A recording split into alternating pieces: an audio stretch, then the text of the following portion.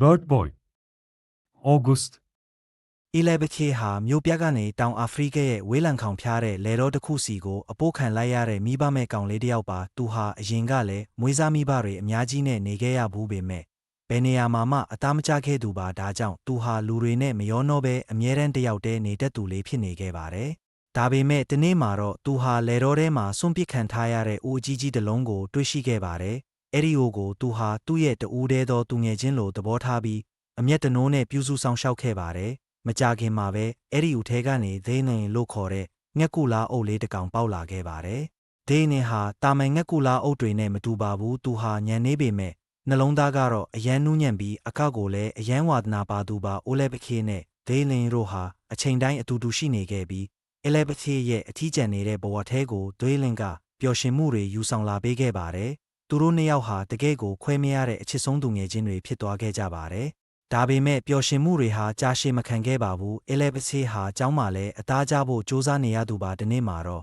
ကျောင်းကအနိုင်ကျင့်တတ်တဲ့ကလေးတစ်တိုက်ကအိုလဲပစေးကိုဝိုင်းပြီးအနိုင်ကျင့်ကြပါတယ်။ဒါကိုမြင်တဲ့ဒေးလင်ကသူ့သူငယ်ချင်းကိုကာကွယ်ဖို့အတွက်စူးစမ်းခဲ့ပါတယ်။ဒါပေမဲ့ဒီလောက်ရက်ကပဲသူတို့အတွက်ပြဿနာကြီးတစ်ခုဖြစ်လာခဲ့ပါတယ်။အနိုင်ကျင့်တဲ့ကလေးတွေကသူတို့မှာဒဏ်ရာတွေရပါတယ်ဆိုပြီးလိန်လေတိုင်နှင်းခဲ့ကြပါတယ်။ဒါကြောင့်တရားရုံးကနေဒိန်းလင်ကိုအနေရရှိတဲ့တိရစ္ဆာန်အဖြစ်သတ်မှတ်ပြီးအလဲပခေစီကနေခွဲခွာဖို့အမိန့်ချမှတ်လိုက်ပါတယ်။အလဲပခေတယောက်ဘလောက်ပဲတောင်းပန်ဘလောက်ပဲငေါနိုဒိန်းလင်ကိုအတင်းအဓမ္မခေါ်ဆောင်သွားခြင်းခံခဲ့ရပါတယ်။ပိုပြီးရင်နာစရာကောင်းတာကတော့ဒိန်းလင်ကိုအသားစားဖို့အတွက်မွေးမြူတဲ့ငှက်ကူလာအုပ်ချန်စီကိုပို့လိုက်တာပါပဲ။အလဲပခေဟာသူ့ရဲ့တူးတဲသောသူငယ်ချင်းလေးအသက်ခံရတော့မယ်ဆိုတာကိုသိလိုက်ရတဲ့အခါမှာတော့သူဘာလုပ်မလဲ။အီလဲပချေဟာဒိန်းလင်ကိုဒီတိုင်းအသေးမခံနိုင်ပါဘူးသူဟာသူ့ရဲ့မွေးစားမိဘတွေဖြစ်တဲ့ရေစိတ်ခန့်နဲ့ဂလေယာရိုစီကနေအကူအညီတောင်းခဲ့ပါတယ်သူတို့ကလည်းအီလဲပချေရဲ့တန်ရောစင်ကိုနားလည်တာကြောင့်အီလဲပချေကိုကူညီဖို့ဆုံးဖြတ်ခဲ့ကြပါတယ်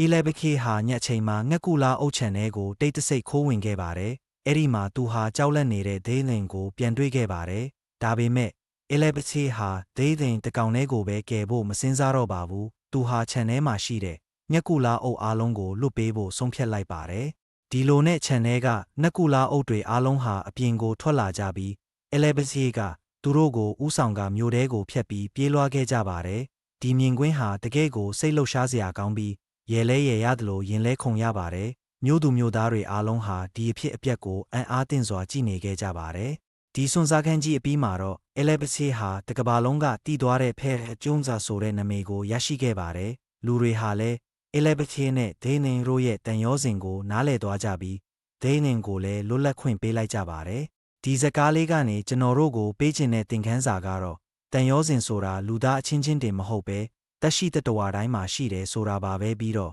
ကိုချစ်တဲ့အရာအတွက်တတိရှိရှိတိုက်ပွဲဝင်ဖို့လည်းတင်ပေးသွားပါတယ်။ကဲပရိသတ်ကြီးရေဒီဇကားလေးကိုလုံးပဲသဘောကျကြလိမ့်မယ်လို့မျှော်လင့်ပါတယ်နားဆင်ပေးကြတဲ့အတွက်ကျေးဇူးတင်ပါတယ်ခင်ဗျာနောက်ထပ် review တွေမှာပြန်တွေ့ကြပါဦးမယ်။